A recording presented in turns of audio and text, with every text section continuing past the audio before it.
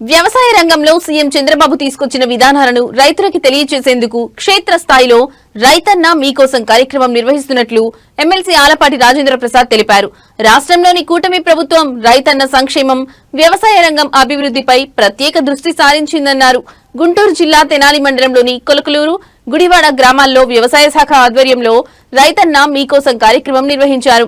ఈ సందర్భంగా ఎమ్మెల్సీ రాజేంద్ర ప్రసాద్ మాట్లాడుతూ సీఎం చంద్రబాబు వ్యవసాయ రంగంపై రూపొందించిన 5 విధానాలను ప్రతి రైతుకు చేరువ చేసేలా చర్యలు తీసుకుంటున్నామన్నారు.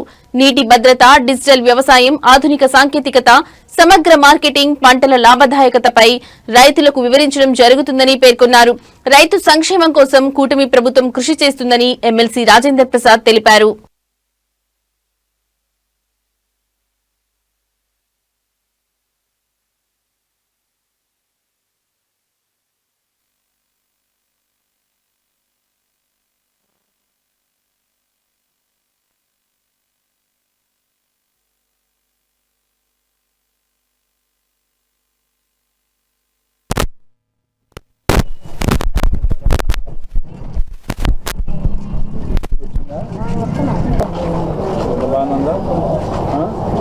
ఇల్లు మార్చుకుంటా ఉన్నావు, మార్చలేదు.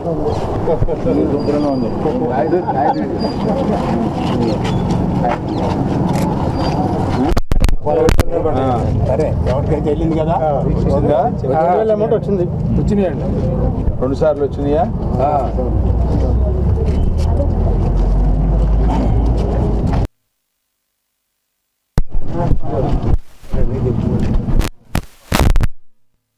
కింద 20,000 రూపాయలు ఇస్తాము. ప్రతిపక్షంలో ఉన్న పార్టీ చెప్తా ఉంది, ప్రతిపక్షంగా చెప్పుకోవడం కూడా అనవసరం. కానీ వాళ్ళు ఏం చెప్తా ఉన్నారంటే, మీరు 30,000 ఎగ్గొట్టారు,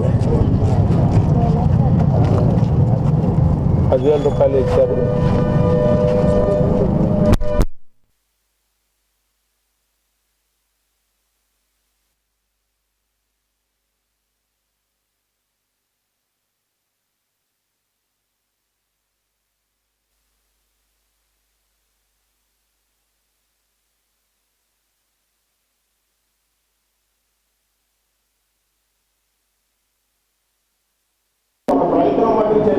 అదేంటంటే మురకాలం బాగేయడం కానీ స్వాతంత్రం మరి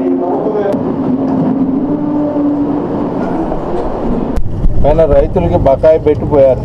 మనం దాదాపు 1600 కోట్ల చిల్లర మనం బకాయిలు తీర్చాం.